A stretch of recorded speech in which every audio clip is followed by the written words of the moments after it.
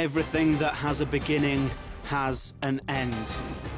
For Call of Duty, it won't be now. Not this year, not even the next. But if Ghosts is anything to go by, the end is coming. And soon. It's no one's fault, really. It's inevitable. It's natural. Once upon a time, there was no Call of Duty, and one day, there won't be again. The question isn't why, it's why now. Call of Duty 10 is a competent video game. It ticks the boxes it needs to tick, and it does enough for this series to survive.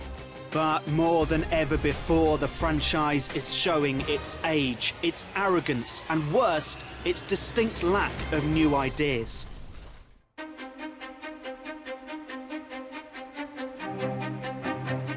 To be fair, Call of Duty is now, perhaps more than any other title, synonymous with mainstream gaming.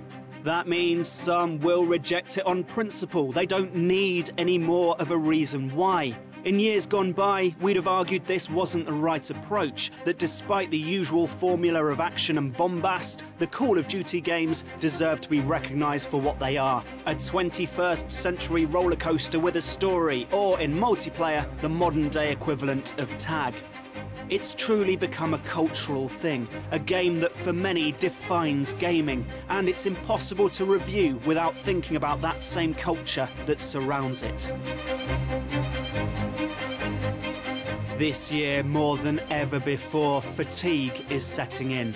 Although Activision's annual installments have never been bad, they have struggled to stand out from one another or redefine what Call of Duty is. This year, the multiplayer, by far the most important feature of the game, is pretty much what's been before. That means it's fun and frantic, with maps designed around lines of sight and flow, each one defined not so much by its setting, but by its spaces. If there's a trend to be observed here, it's that developer Infinity Ward has chosen to make these fields bigger this time, more open, with designs that favour tactics and sniping over the quick reactions of run and gun. It leads to matches that are sometimes amazing as you snipe and are sniped by the far horizon, but also sometimes lonely, with long stretches of running about and, in some cases we'll admit, getting lost. Tracking weapon, dry fire signal.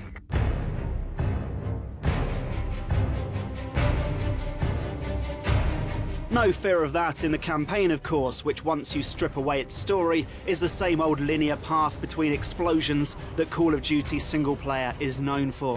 What stands out about these levels are Ghost's two most gimmicky additions, the Apocalypse and a dog. Let's take the dog first. His name is Riley. You can control his mind. He takes out the bad guys. He likes to ride shotgun. From a gameplay perspective, he's a nice change of pace, emblematic of the game's overall return to Modern Warfare 1's smaller scale, slower approach that encourages stealth and forethought rather than, well, this. Obviously, sections like this are aplenty too, but they're at least tempered by that other gimmick, the post-apocalyptic setting. Ghosts may never be the last of us, but in its best moments, the campaign has contrast, sadness, and, gosh darn it, beauty, giving it the stakes that its characters and plot failed to provide. In the end, the game is an enjoyable military shooter that's better than most, just not the franchise evolution the new name would suggest.